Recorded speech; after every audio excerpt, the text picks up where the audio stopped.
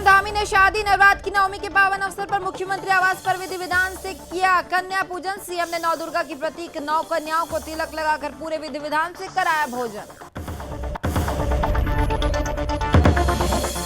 CM Dhami पहुंचे रुड़की, जहां वीर गति को प्राप्त हुए भारतीय सेना के जवानों को दी श्रद्धांजलि। इस दौरान सीएम ने सेना के परिजनों से की मुलाकात।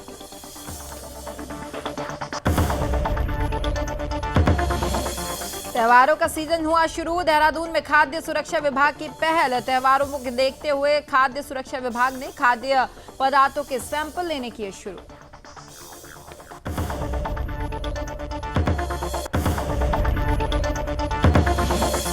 और देहरादून के हरिद्वार बाईपास रोड पर सीएम धामी ने सरस्वती विहार में येलो हिल्स और रेस्टोरेंट का किया शुभारंभ। स्टोर से स्थानीय जैविक उत्पादों और पहाड़ी व्यंजनों को मिलेगा बढ़ावा।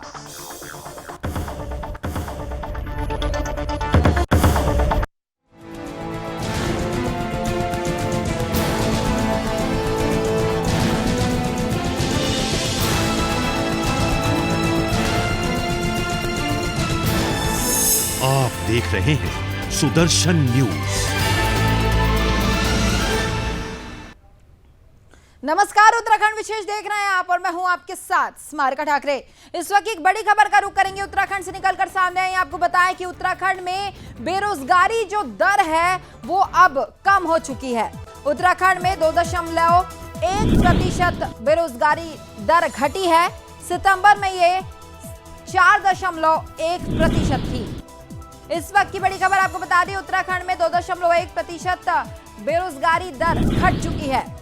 और यह जो बेरोजगारी दर थी उसका खुलासा CMIE के सर्वे में हुआ है। आपको बताया कि सितंबर में 4.1% की ये जो दर थी वो अब घटकर 2.1% रह गई है।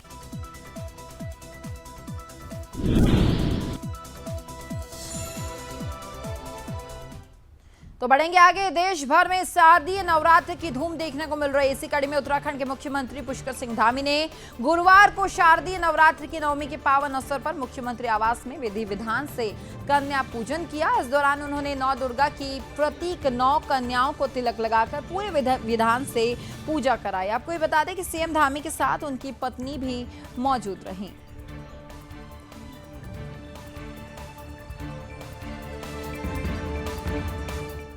तो वहीं उत्तराखंड के सीएम पुष्कर सिंह धामी ने गुवाहाटी में अपने कर्तव्य का निर्वहन करते हुए वीरगति को प्राप्त हुए भारतीय सेना के जवान रुड़की के निवासी सोनीत कुमार सैनी के घर पर पहुंचे, जहां सीएम ने उनके पार्थिव शरीर पर पुष्प चक्र अर्पित कर उन्हें श्रद्धांजलि दी। इस दौरान मुख्यमंत्री ने दिवंगत आत्मा की शांति और परिजनों को धैर्य प्रदान करने की ईश्वर से कामना भी की। और साथ ही सीएम ने कहा कि वीरगति को प्राप्त हुए सेना के जवान के परिजनों को राज्य सरकार की तरफ से हर संभव मदद दी जाएगी। सीएम के साथ कैबिनेट मंत्री स्वामी यतीश्वरानंद और विधायक भी मौजूद रहे।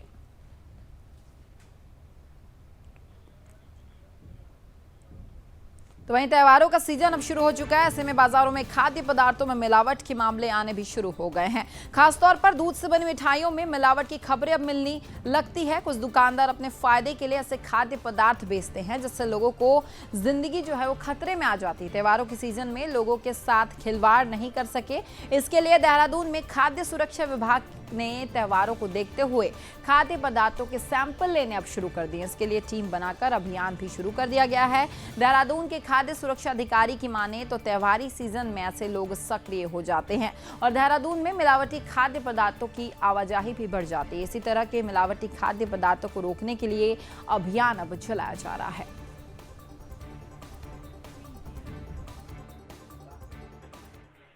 हम लोगों के लिए ऊपर से भी ऑर्डर आया है। इसमें हम लोग जैसे हमारी चेक पोस्ट है बॉर्डर एरिया में, जो है इसमें हम लोग जो है पुलिस के साथ और जो है RTO और उनके साथ मिलके हम लोग इसमें काम करेंगे और वहाँ जाके हम लोग चेक करेंगे। और बाकी तो चाहे वो कहीं से भी आ रहा है, आना तो दुकान में ही आना है। मेन फोकस हम दुकान में कर रहे हैं, उसको हाइजीन को लेके कर रहे हैं, उसकी क्वालिटी को लेके कर रहे हैं। तो बढ़ेंगे आगे। राजधानी देहरादून के हरिद्वार बाईपास रोड पर सीएम धामी ने सरस्वती विहार में येलो हिल्स और रेस्टोरेंट का शुभारंभ किया है। इस स्टोर से स्थानीय जैविक उत्पादों और पहाड़ी व्यंजनों को बढ़ावा मिलेगा। सीएम धामी ने कहा कि इस तरह की पहल से पहाड़ी उत्पादों को बढ़ावा तो मिलेगा ही और साथ ही स्थानीय महिलाओं को समूह से जोड़ते हुए रोजगार के आयाम भी बढ़ पाएंगे। उन्होंने आगे कहा कि समूह के संस्थापक अनुकृति गुसाई को शुभकामनाएं भी उन्होंने दी। इस अवसर पर कैबिनेट मंत्री हरक सिंह रावत, सतपाल महाराज, धन सिंह रावत सहित कई विधायक जो थे वहां मौजूद रहे।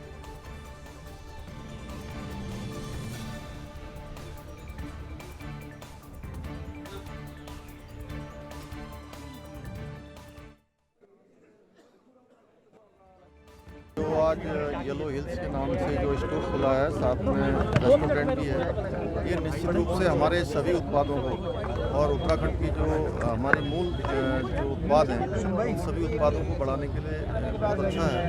उनके मैं कहूँगा कि एकदम प्रोजेक्शन के लिए, उनके आगे के लिए, उनको लाने के लिए और सारे उत्पाद भी आगे आएंगे और हमारे जो उत्पाद के उत्पादक हैं उनको भी आगे आने का अवसर मिलेगा।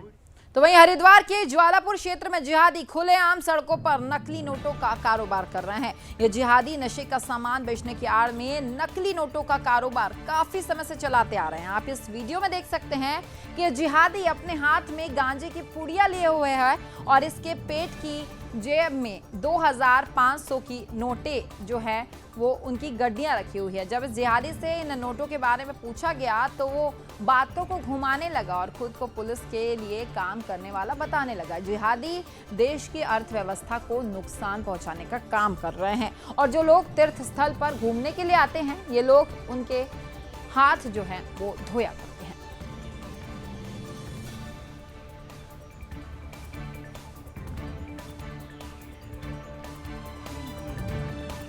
तो वहीं उत्तराखंड के शिक्षा मंत्री अरविंद पांडे ने कांग्रेस को नसीहत दी है कि जो लोग भ्रष्टाचार में लिप्त हैं वो दूसरों को भी कहने का अधिकार नहीं रखते हैं। अरविंद पांडे ने पूर्व मुख्यमंत्री हरीश रावत पर निशाना साधते हुए कहा कि जिन्होंने ये कहा था कि जितना चाहे भ्रष्टाचार कर लो, मैं आंखें बंद कर लूंगा, तो वो दूसरों को क्या कहेंगे। इतना ही नहीं, उन्होंने आगे कहा कि कांग्रेस पूरी तरह से भ्रष्टाचारियों की पार्टी और देशद्रोहियों की पार्टी है।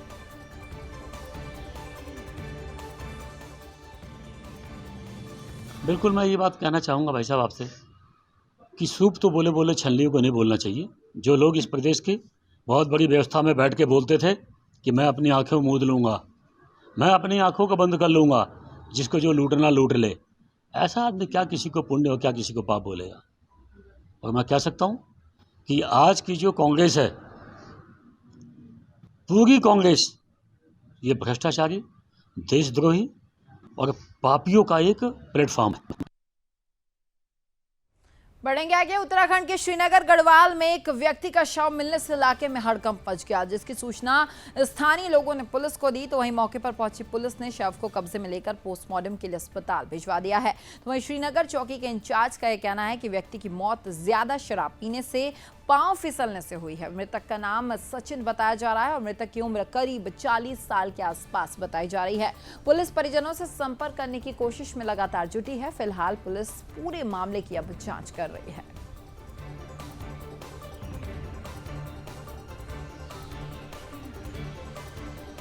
लगभग 9 बजे थाने में सूचना मिली थी कि एक व्यक्ति का शव जो है लोअर भक्तियाना श्रीनगर में उसकी जो है टीन सेट नुमा मकान के बाहर क्यारी में गिरा पड़ा है। तो इस सूचना पे हम पुलिस फोर्स के साथ मौके पर पहुंचे तो देखा कि सचिन नाम का व्यक्ति है, तो लेबर क्लास है, लेबरी करता है वो।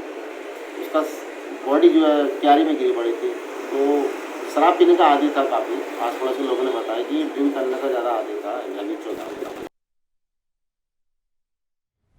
तो वहीं काशीपुर में शराब के सेल्समैन से हुई लूट का एसओजी प्रभारी रविंद्र बिष्ट की टीम ने अब खुलासा कर दिया है, जिसमें एसओजी की टीम के साथ 2 आरोपियों को गिरफ्तार किया गया है। तो वहीं आरोपियों के पास से पुलिस ने 21,000 की नकदी, 2 तमंचे, जिंदा कारतूस और मोटरसाइकिल भी बरामद की है। आपको ये बताएं कि बीते दिन गंगे बाबा रोड पर शराब की दुकान पर बैठने वाले सेल्समैन को अज्ञात बदमाशों ने लाठी डंडे से मारकर उसके पास से 60,000 से ज्यादा की नकदी की लूट की वारदात को अंजाम दिया था, जिसे अब पुलिस ने गिरफ्तार कर लिया है। तो वहीं पुलिस ने आरोपियों को जेल भेज दिया है। फिलहाल इस पूरे मामले में आरोपियों से अब पूछताछ की जा रही है।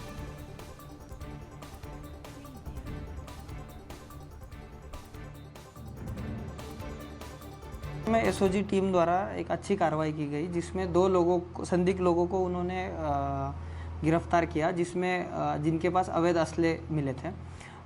दौरान इंटरोगेशन करीब 2 महीने पहले काशीपुर में एक व्यक्ति पर हमला करके उससे 60,000 रुपये तक की नगद लूट करके ले जाने वाली चीज़ का भी खुलासा हुआ। वो चीज़ उन्हीं 2 लोगों द्वारा किया गया, ऐसे कबूल किया गया।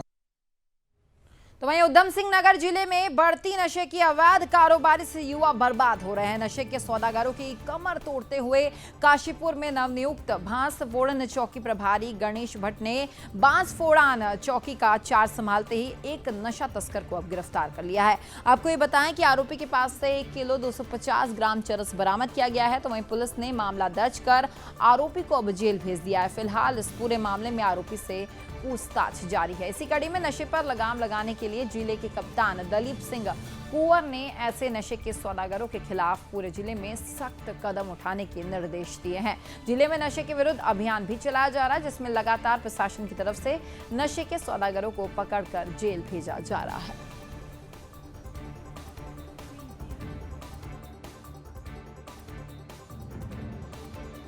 क्षेत्र में बांसफोड़ान चौकी द्वारा और चौकी इंचार्ज द्वारा एक बहुत ही अच्छी कार्रवाई की गई, जिसमें लगभग 1.25 किलो के आसपास में चरस बरामदगी की गई, जो काशीपुर क्षेत्र में यूपी से बेचने के लिए आ गई थी। इसमें आश्चर्यजनक बात यह थी कि एक जिला पंचायत सदस्य जो यूपी में जिला पंचायत सदस्य है, उनके द्वारा ये कार्य किया जा रहा था। तो और जो भी व्यक्ति काशीपुर क्षेत्र में या हमारे जनपद में अन्य राज्यों से अगर कोई अवैध स्मैक या चरस बेचने की कोशिश करता है तो पुलिस द्वारा उस पर कार्रवाई की जाएगी। तो वहीं उत्तराखंड के काशीपुर में गीता भवन मार्ग पर स्थित मनसा देवी मंदिर से मनसा देवी की भव्य शोभा यात्रा निकाली गई।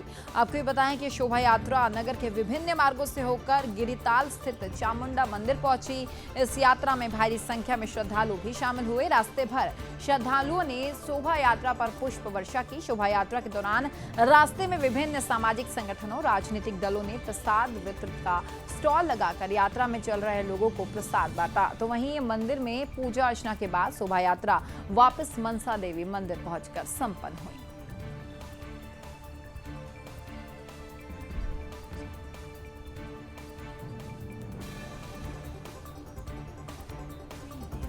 तो वहीं मामूली सी दीवार बनने और तोड़ने को लेकर 2 पक्षों में विवाद शुरू हो गया। तो वहीं इस विवाद को लेकर दोनों पक्षों ने थाने में मामला दर्ज करवाया है, जिसके बाद प्रशासन ने मामले को संज्ञान में लेते हुए एसडीएम आकांक्षा वर्मा ने 4 सदस्यों की टीम के साथ दोनों पक्षों की बात को सुनकर निष्पक्ष रूप से पूरे मामले को अब शांत कराया और साथ ही तहसील के 4 सदस्यों की टीम की मौजूदगी में ध्वस्तीकरण और निर्माण कार्य को करने के निर्देश देकर टेक्निकल रूप से कार्य करने के निर्देश दिए हैं, जिससे पूरे मामले को लेकर बढ़ रहे विवाद पर विराम अब लग चुका है।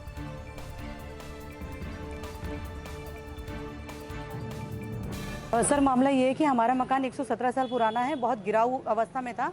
एक दीवार इसकी यहाँ साइड की गिर भी गई थी, रोड की दीवार। तो कोई हादसा ना हो जाए इसलिए हमने मजदूरों से इसे धीरे धीरे गिरवाया। लेकिन ये जो सचिन अग्रवाल है, ये लोग यहाँ के रहने वाले नहीं थे, कहीं से आकर रहने लगे यहाँ पर। और ये जो नीचे का पोर्शन था इनका, ये बना हुआ था।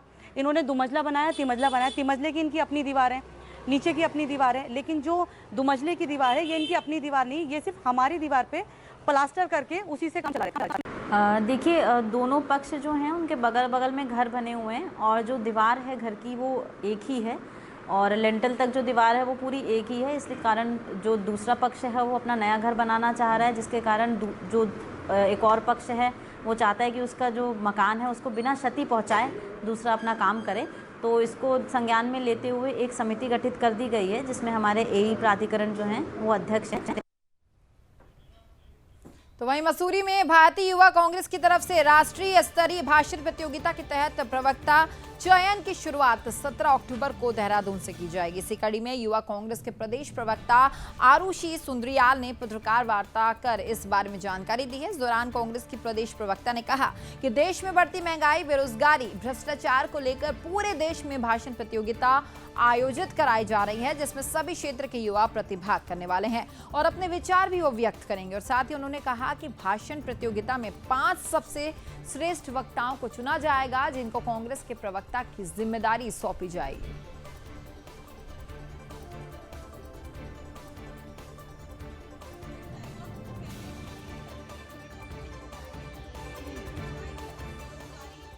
है तो उसी को देखते हुए हम लोगों ने ये डिबेट कंपटीशन ऑर्गेनाइज कराया है। इसमें बेरोजगारी, महंगाई और सारे जो मुद्दे हैं जिससे जनता परेशान है वो लेकर जनता के बीच से लोग हमारे पास आएंगे।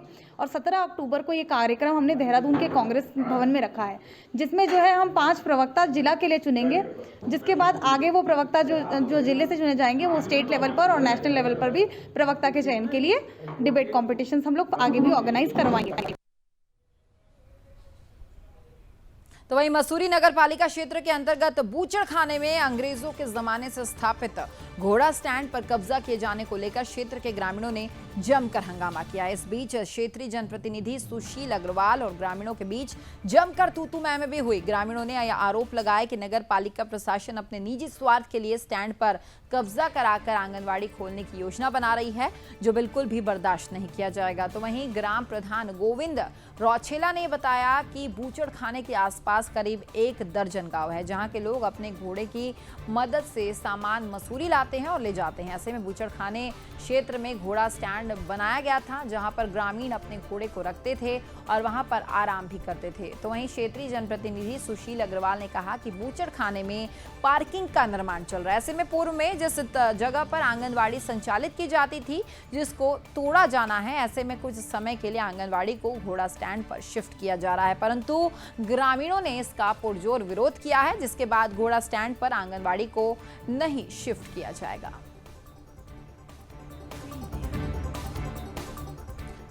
तो वहीं दिनेशपुर निवासी हरपाल सिंह चीमा को लखीमपुर खीरी की घटना में घायल होने के बाद किसी भी प्रकार की सहायता किसी भी व्यक्ति और संस्थान की तरफ से नहीं की गई। दरअसल सारा मामला लखीमपुर खीरी में घायल हुए हरपाल सिंह चीमा का है। उन्होंने बताया कि वो दिनेशपुर के रहने वाले हैं और लखीमपुर खीरी की घटना में वो घायल हो गए थे। तो वहीं हरपाल सिंह को अस्पताल अपने इलाज करवाने के लिए कई लाख रुपए का खर्च हुआ। तो वहीं हरपाल सिंह सरकार से आर्थिक मदद की अब गुहार लगा रहे हैं।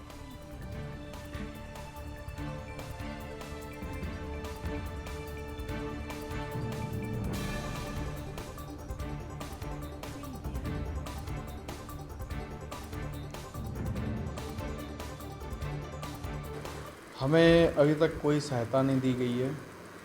यूपी सरकार ने कहा था कि जो घायल हुए हैं उनको 10 लाख रुपए और जो शहीद हुए हैं उनको 45 लाख रुपए, शायद उनको तो मिल चुके हैं 45 लाख रुपए सुनने में आया है, लेकिन अभी जो हम घायल हुए हैं इनका किसी प्रकार की कोई सहायता नहीं की गई, ना ही कोई पूछने आया है। तो वहीं दशहरा, दीपावली और अन्य त्योहार को देखते हुए पुलिस ने शहर के जनप्रतिनिधियों के साथ बैठक की है, जिसमें त्योहारों पर होने वाली समस्याओं के बारे में चर्चा की गई। जनप्रतिनिधियों ने पहले अवैध अतिक्रमण, पार्किंग की समस्या, नशे के कारोबार पर रोक, जाम की दिक्कत, अग्निशमन विभाग के बंद पड़े हाइड्रेंट को चालू करने सहित कई समस्याओं को गिनवाते हुए अपने सुझाव पुलिस के सामने रखे। बैठक में दीपावली पर बाजार में लगने वाले पटाखों की अस्थायी दुकानों के संचालकों को पुलिस की तरफ से प्रताड़ित करने का आरोप भी पुलिस पर लगा। समस्याओं को सुनने के बाद एसपी देहात स्वतंत्र कुमार सिंह ने आश्वासन दिया कि जल्द ही उनके स्तर से समस्याओं का समाधान करने की कोशिश की जाएगी।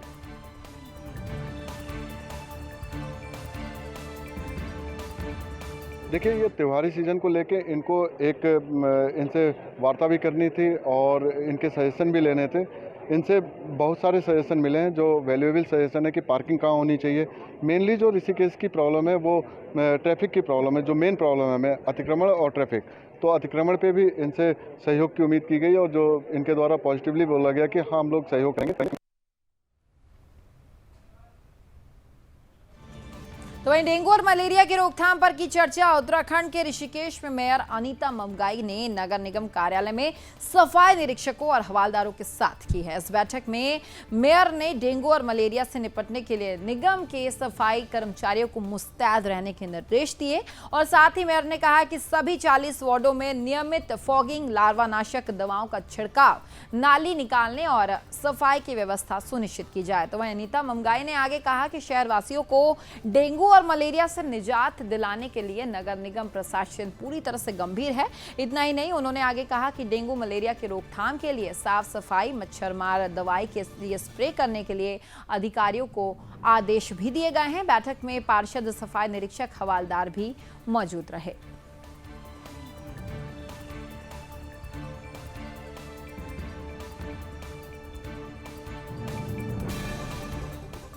तो वहीं ऋषिकेश के द्वारीखाल ब्लॉक के खंड गांव में एडवेंचर और होम स्टे की संभावना को लेकर पर्यटन विभाग की टीम गांव में पहुंची। यहां पर विभागीय अधिकारियों ने लोगों और विभागीय योजनाओं और पर्यटकों की संभावना पर स्थानीय लोगों को जानकारी दी है। तो वहीं जिला पर्यटन अधिकारी ने जानकारी देते हुए कहा है कि आसपास के गाँव के जितने भी युवा होटल इंडस्ट्री में काम कर रहे हैं वो सभी अपने क्षेत्र में एडवेंचर और होम स्टे का काम करके अपना भविष्य संवार सकते हैं। और साथ ही उन्होंने कहा कि आसपास के गांव के 10 युवा अगर होम स्टे का पंजीकरण के आवेदन करना चाहते हैं तो पर्यटन विभाग की ओर से गांव में ही कैंप लगाया जाएगा। और साथ ही आगे उन्होंने कहा कि खंड काड़ी और दामबड़ गांव में एडवेंचर्स की काफी संभावना है। इन गांव में कैंपिंग, ट्रैकिंग, रॉक क्लाइंबिंग हो सकती है और प्रदेश सरकार का पर्यटन को बढ़ावा देने के लिए लोन में सब्सिडी भी अब दे रही है।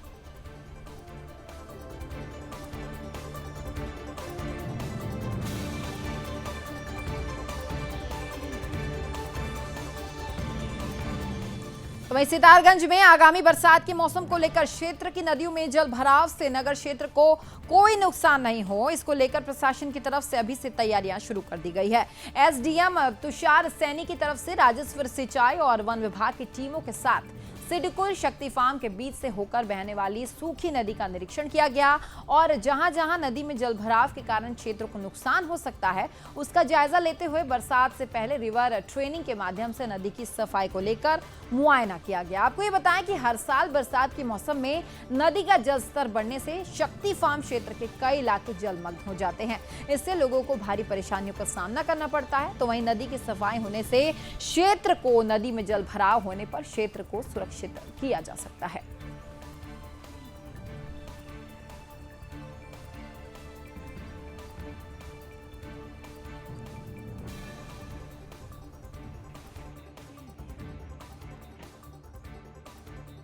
नशे को लेकर हम बहुत बड़ा अभियान करेंगे।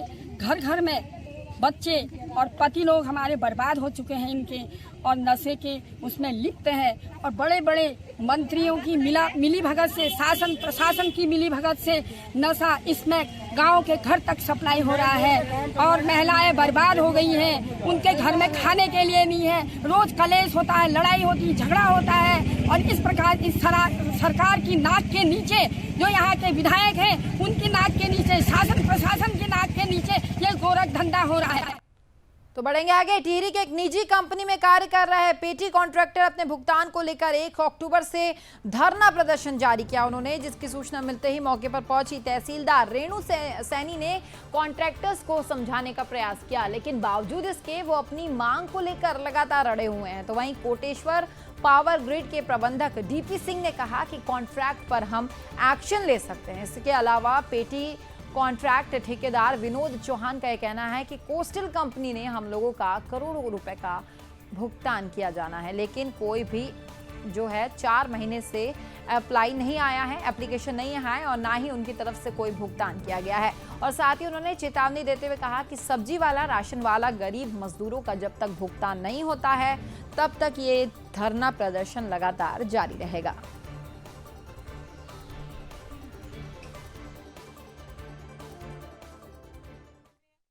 अधिकारियों से तो अभी वार्ता हुई नहीं है, उनके अधिकारी भी पहुंच रहे हैं, इस वजह से हम यहाँ बैठे हुए हैं। उनसे वार्ता होगी तभी मैं आपको उस बारे में तो कुछ बता पाऊंगी। ये मुझे भी पता है कि ये लोग हैं यहाँ, इन्होंने पावर ग्रिड का एक कॉन्ट्रैक्ट दिया हुआ था कंपनी को, जो कोस्टल कंपनी है।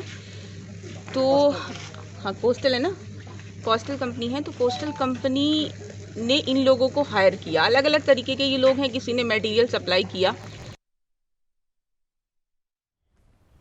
तो वहीं उत्तराखंड राज्य में भी महिलाओं का जीवन स्तर ऊंचा उठाने के लिए महिला सहायक समूह का गठन किया गया था, लेकिन ये आज कई महिला समूह अपनी पारदर्शिता पर खरी नहीं उतर रही है। विकासनगर की 11 महिलाओं समूह की सदस्यों ने पत्रकार वार्ता कर यह आरोप लगाया है कि टेक होम राशन की सुव्यवस्थित तरीके से उसका आवंटन होना चाहिए। इस दौरान महिलाओं ने कहा कि THR में जो बहनें पहले से काम कर रही हैं उन बहनों ने कभी आजीवन बांड नहीं भरा है कि कार्य उन्हीं के पास आजीवन रहना चाहिए। भारत सरकार ने सभी समूह के लिए काम को रखा है, तो कहीं भी ये नहीं लिखा है कि काम पुराने समूह के पास रहना चाहिए। इतना ही नहीं, महिला सदस्यों ने कहा कि समूह से अगर नए सदस्य नए सिरे से पार्टिसिपेट नहीं करते हैं तो हम लोग इस बात का विरोध करेंगे।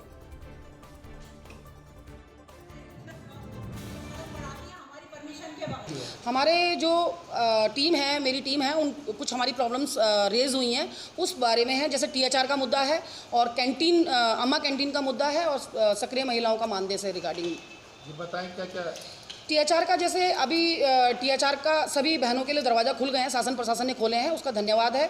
और प्रक्रिया बड़े अच्छे तरीके से चल रही है। हमारे जो ब्लॉक के BMM है उन्होंने बड़े अच्छे तरीके से सबको फॉर्म्स रोटेट किए हैं। पर अभी हमारी एक महिला है जो पुराना ये काम कर रही थी, उन्होंने एक प्रेस वार्ता में बोला है कि यथावत काम उन्हीं के पास रहना चाहिए, अन्य समूह को कोई और काम मिलना चाहिए। हम लोगों की समस्या ये है कि जब हमारे समूहों का गठन हो रहा था और गठन के टाइम हमारे से ये शर्तें रखी गई थी कि इसमें कोई सरकारी डिपार्टमेंट से कोई भी महिला नहीं जुड़ेगी, गरीब महिलाओं का प्लेटफॉर्म है, गरीब महिलाओं के लिए हो रहा है। तो इसमें हमारे समूह का गठन जब हुआ, हम लोगों ने तो बिल्कुल कोई भी महिला नहीं रखी, लेकिन अभी हमको ये पता चला है कि डाक पत्थर से एक महिला है जो जिनके हस्बैंड सरकारी जॉब में, उनको एक प्लेटफॉर्म पे बुला के मुख्यमंत्री जी चेक देते हैं। हमारे लिए ये बड़ी अचंभित वाली कर देने वाली बात है कि उनको प्लेटफॉर्म पे बुलाया गया, उन्हें ये मान सम्मान दिया गया कि उनको मसाले का वो काम कर रही हैं। तो हम लोग भी तो काम कर रहे हैं, हम भी ज्वेलरी का काम कर रहे हैं। तो वहीं विकासनगर पचवादून क्षेत्र से आए दिन चोरी की वारदात सामने आती रहती। इसी कड़ी में विकासनगर पुलिस क्षेत्र अधिकारी ने पत्रकार वार्ता कर चोरी की वारदात का खुलासा किया है। विकासनगर बाजार में 3 दिन पहले मोबाइल की दुकान से मोबाइल की चोरी हुई, जिसके बाद पीड़ित दुकानदार ने मामले की शिकायत पुलिस को की और जिसके बाद पुलिस ने मामला दर्ज कर अब जांच शुरू कर दी है। तो वहीं जांच के दौरान पुलिस ने आरोपी को भी गिरफ्तार कर लिया। तो वहीं आरोपी के पास से 8 एंड्रॉयड मोबाइल फोन और एक मोबाइल टैबलेट और एक DVR, 4 CCTV कैमरे और कुछ नकदी जो है वो बरामद की गई। फिलहाल पुलिस ने आरोपी को जेल भेज दिया है और आरोपी से इस मामले में पूछताछ जारी है।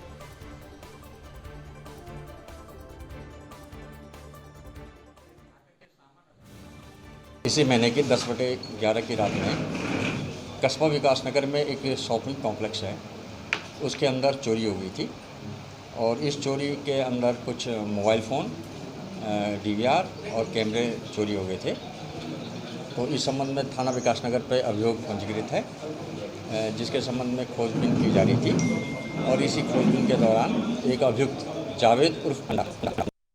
तो वहीं जिला चिकित्सालय पौड़ी में ऑक्सीजन जनरेशन प्लांट बनकर अब तैयार हो चुका है, जिसका जिलाधिकारी ने शुभारंभ किया है। तो वहीं जिलाधिकारी ने कहा कि कोरोना काल में मरीजों को ऑक्सीजन की बहुत ज्यादा जरूरत पड़ रही थी, जिसको देखते हुए भारत सरकार की तरफ से जिला चिकित्सालय ने भी ऑक्सीजन जनरेशन प्लांट लगाने के निर्देश जारी किए। ऐसे में जिला अस्पताल में 1000 लीटर प्रति मिनट की क्षमता का ऑक्सीजन जनरेशन प्लांट का शुभारंभ अब कर दिया गया है।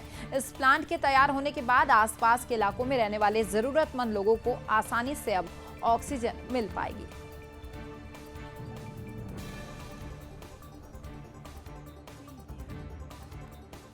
जनपद पौड़ी गढ़वाल में जो महत्वपूर्ण अस्पताल है, जिला अस्पताल पौड़ी, यहाँ पर PM केयर फंड के माध्यम से DRDO के डिज़ाइन के अंतर्गत और टाटा के CSR फंड के माध्यम से 1000 लीटर कैपेसिटी का प्लांट स्थापित किया गया है, जिसका लोकार्पण आज माननीय प्रधानमंत्री जी के हाथों से वर्चुअल मोड पर किया गया है। तो फिलहाल उत्तराखंड विशेष में इतना है, लेकिन सुदर्शन न्यूज में खबरों का सिलसिला लगातार जारी रहेगा। जय हिंद।